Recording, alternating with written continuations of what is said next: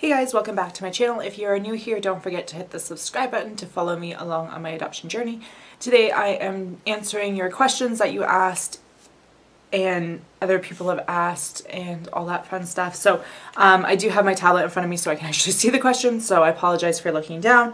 So I'm going to try to do this quickly so it's not like a 40-minute long video. But, okay, let's get started. Wait, I gotta make sure I have all the questions. There we go. This isn't about adoption, but I've always wondered about your accent. Are you originally from Boston or are your parents? I am from Niagara Falls, Ontario.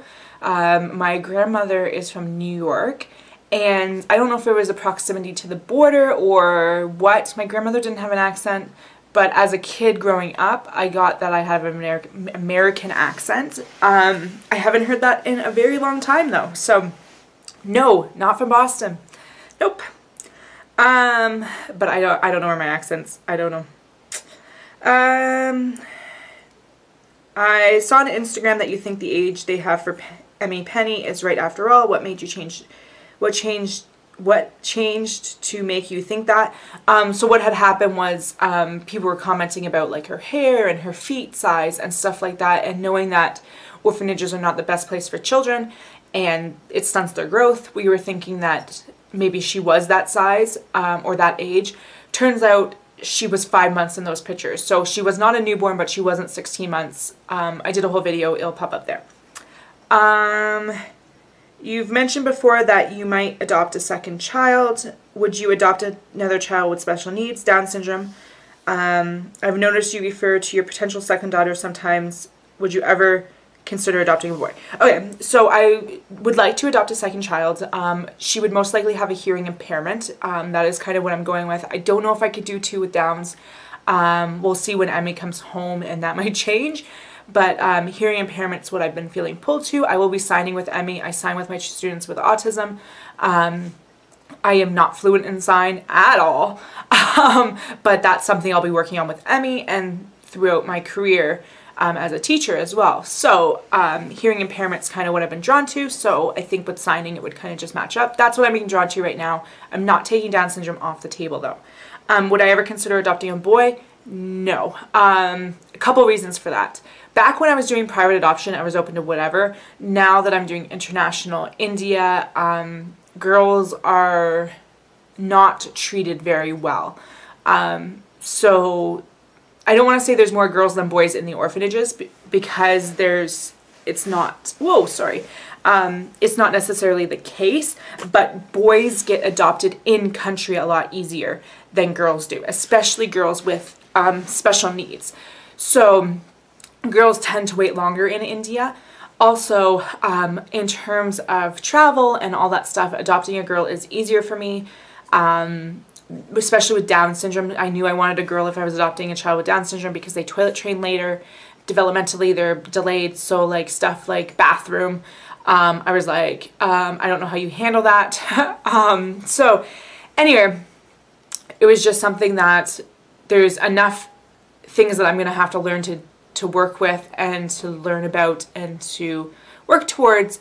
Having gender it wasn't something that I want to deal with. Now with adopting a second, I might be living only in a 2-bedroom when I adopt my second, so Emmy and baby number 2 might share, and that might be a long-term thing. I haven't decided about living-ness at all yet, but they would have to share, and it's easier for them to share if it's 2 girls. Also, even when traveling, it's easier for them to share a bed if it's 2 girls. It's easier for me and my 2 daughters to share a bed. It's just logistically, as a single woman, a lot easier for me to deal with just girls than having a boy. I don't have anything wrong with adopting a boy. It's just something that adds this level to my family that I don't know if I can adjust to. Also, just having stuff, like when Emmy grows her stuff, she can pass it down to her sister, whereas if I had a boy, I would have to change stuff. Anyway, logistically, just easier.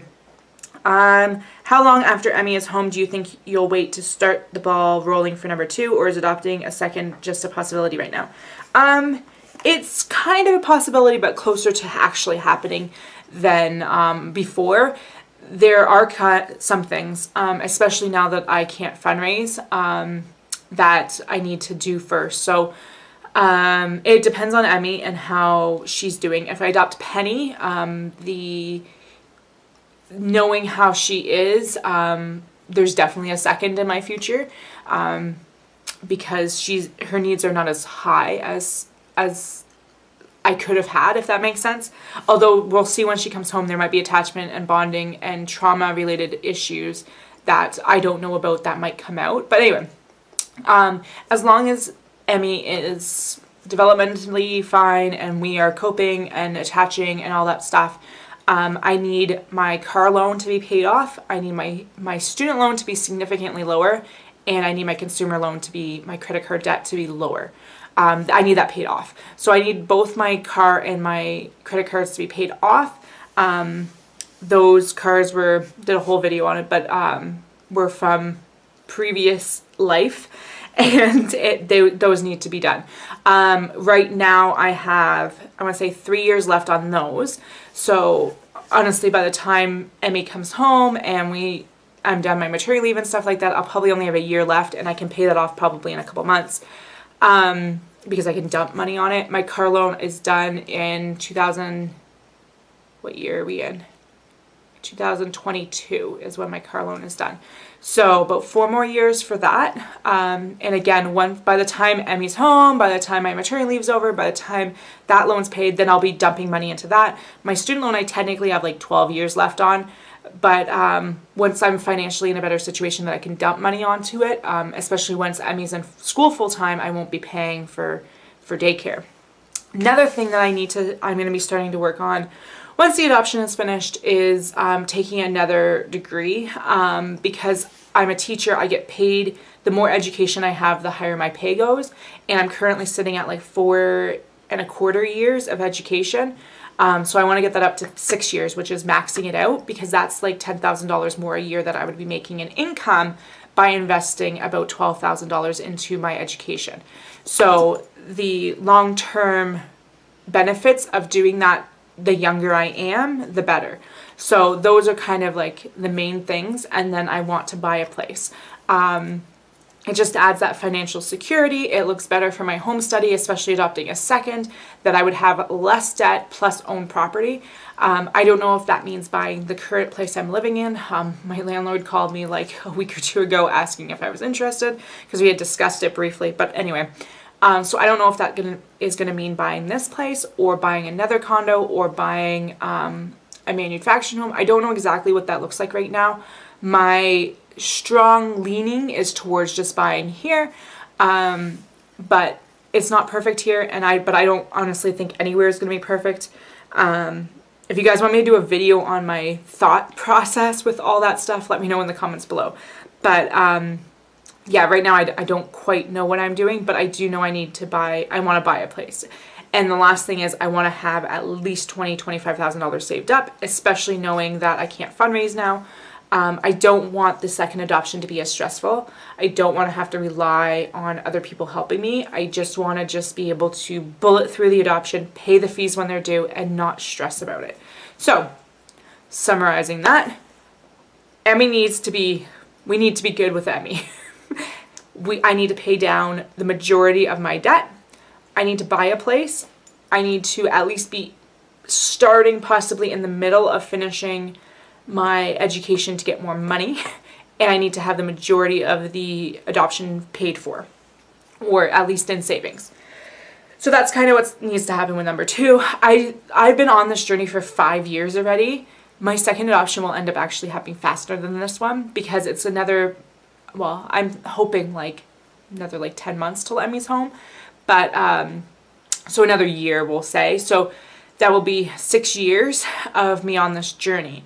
With the second adoption, if I start like 3 years after Emmy's home, it'll be less than 5 years total. So anyway, the second adoption is going to be a lot faster than this one. And I don't think I'll feel as much pressure either, because right now it's like, I just want her home, I just want her home, I just want her home. I want to be a mom, I want to have that. Whereas the second adoption, I'm hoping it's not going to feel like so much pressure, because I'll already be a mom, I'll already have Emmy to deal with. Like I'll already be parenting a child, And so the second one's just adding to that, whereas right now it's like, I just want to be a mom. And plus I'm not going to have all the craziness of moving and changing places of work and having things fail and all that fun stuff. So I'll be able to focus all my money towards my goals to make the adoption happen, whereas the last 5 years has been a shit show. Anyway, will you definitely be adopting Penny? That's my plan. There is a small chance that depending on how things go, which now because I can't fundraise, it's more up in the air than it was before. But there's a small chance that either her file is on the list before my file is, before I'm approved, and someone snatches her up before I can get her. That is sad, but in that case she still ends up with a family. The other case is I'm able to grab her file, but then I'm not able to hold on to her file, and I can lose her that way. It will suck. Either way, like even if I lose her to another family, it will suck, but it won't feel, I'm hoping it won't feel as bad as losing her outright to just not be able to adopt her. But because her paperwork is 100% happening, she is coming out of this with a family. The only scenario where that doesn't happen is if I financially cannot get her home before she's 5 years old. If I can't financially match with her before she's 5 years old.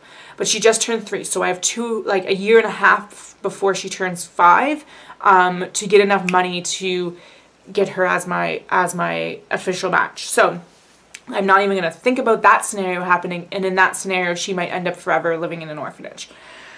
But we are not focusing on that. She's coming out of this with a family. So yeah. Will you lose money if you don't adopt Penny? There's only like 2 scenarios where I would lose money not adopting Penny. The one is if I match with her, get her file, and I choose not to adopt her, I would lose about $400. But given how much I know about her, I can't see anything coming back in her file, her official file, that screams at me like you cannot adopt this child. In terms of this current place I am in my life, there are only a very few things that are completely off the table. And from what I know of her, none of that is happening. So it's not, when I get her file, I'm accepting it. It's extremely rare that I'm going to decline it. The other scenario is if I accept her file, but I don't have the next fee fast enough to officially accept her file. So what happens is you get the file, and then you have less than 30 days to officially accept it. When I officially accept it, that's when I have to pay that $4,000. That's non-negotiable. That's my agency. My agency can't do anything about that because it's an India fee that needs to be paid at that point. I'm $2,600 short for that right now, and I don't know how exactly we're going to do it, but I'm hoping through t-shirt sales and whatnot that we will get there. But at this point in time, I don't know how that's happening. If I can't come up with that money fast enough, I will lose her file. I will lose out about $400. If I then can come up with that money and I can reapply for her file, then I would just have to repay that $400. But yeah, so that's the only cases where I will lose money. If Penny gets snatched up by a family before I get a chance to get her file, I do not lose money. I do not lose money. I just move on to adopting a different child. Other than those 2 scenarios that are Penny specific, there are no cases where I lose all the money. There's no cases where I have to start all over again. Will you grow her hair out? Yes. In the orphanages, they tend to shave their hair to prevent lice, and it sucks, but it's what they need to do. Her hair will be growing out. I can't wait to do pigtails in it. Yeah, her hair will be growing out. And from pictures that I've seen, when her hair was a bit longer, she might have some curls, but we'll see. Can't you just get grants? No, I can't. I live in Canada, and there's one grant I know of in Canada, and it's to married Christian couples only, which I don't fall into either of those categories. There's a couple grants in the States that are not open to Canadians. There's a couple grants in the States that are open to married people or Christians or both, which I don't fall into. There are 2 in the States that I can apply for. One can be used for travel, and there's one that is a matching grant that my agency is going to confirm if I can actually do it, because with a matching grant, you have to fundraise the amount that they're offering. So if they're offering you $2,500, you have to fundraise $2,500 and then you get $5,000. So my agency's checking into that to see how that works. But those are the only 2 grants. And the matching grant could be used for agency fees, but the other grant can only be used for travel. So, and there's no guarantee that I would get either of those. So there's really absolutely nothing that I can do with grants other than hope I get them. Someone mentioned earlier today about Alex and Phil, or Phil and Alex. They have a grant scholarship program that they're starting up through their nonprofit. So if it's open to Canadians, I message them to see if I can even apply. If it is open, I can apply for that one and possibly get that one. But I don't know what their criteria is. They haven't officially launched it, so I don't know. But when they do, we're just going to bug the heck out of them. Anyway, did I say that out loud? We are going to bug them. Anyway. Don't you just want to go get her right now? So this is something that has come up quite a bit, because now that she is a real person, like she is sitting, what time is it right now? I don't know what time it is. I don't have a watch on me and my tablet's on a different screen. But anyway, she right now is probably sleeping and she is out there in the world, and it is hard to not want to just get up and go and get her. But I've been on this journey long enough that I'm slightly more patient than I used to be. But there's absolutely nothing I can do. I can't go over there. Even when I get the opportunity, like after I'm officially matched, technically I can go and foster her. I financially cannot do that. I can't just leave my job and go foster her for 4 to 6 months before court. Like, it's not something that's feasible. So as much as I would love to just go and grab her and cuddle her and take her home with me, that's not how adoption works. And it's you have to emotionally separate yourself from that. And I think with all the failures I've had the last 5 years has helped with that a bit, because I don't think it's going to feel real until she's in my arms. And honestly, I don't even know if then it will feel real. It's probably going to take me a while to get that emotional connection that she is mine and no one's going to take her from me. Because right now, even though I know she's out there and I know she's my daughter, it's still one of those things where it doesn't quite feel like it's actually going to happen. So I think it's going to take some time to get that feeling. And I think, like, as much as I want to go get her, there's still that disconnect that until it feels real, like, she's just there. Does that make sense? For those of you that have had multiple failed IVFs or multiple failed infertility stuff or multiple failed adoptions, like, you get to this point where it just doesn't feel like it's ever going to happen. You keep going and you keep hoping it happens, but until it actually does happen, it just doesn't feel like it's ever going to happen.